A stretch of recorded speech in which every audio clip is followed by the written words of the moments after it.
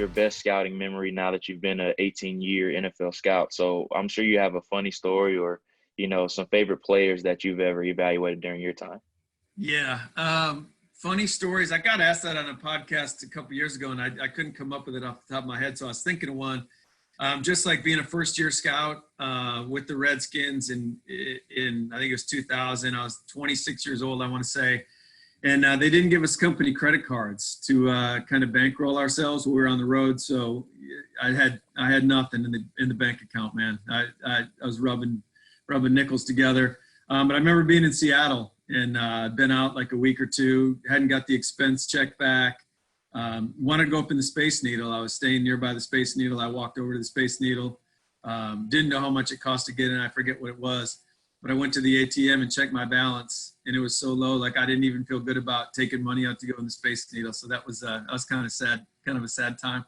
But a lot of good memories, man. A lot of good memories, a lot of great players. The best memories are just seeing greatness. I know that's why most guys do this. It's identifying greatness early is fun. So like a Troy Polamalu is one of my favorite players I've ever done.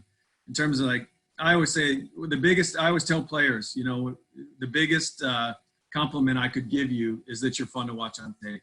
And Troy was so much fun to watch. He was so instinctive, so aggressive, just, flew around.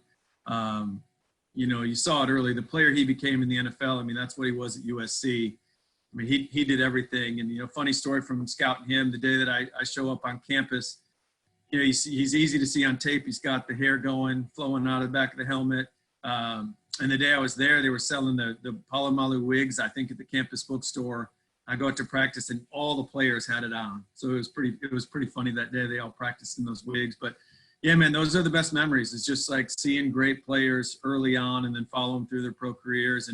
And the other best memories are just, going to Super Bowls with a group of guys that you've, helped build a team with and assemble a roster with, and kind of realizing that goal. And again, that's the other reason why most people get into scouting. That's why I did. You just want to stay a part of it. You want to stay connected. You want to feel, you're a part of something bigger than yourself, and being part of it, being part of a team in a collection being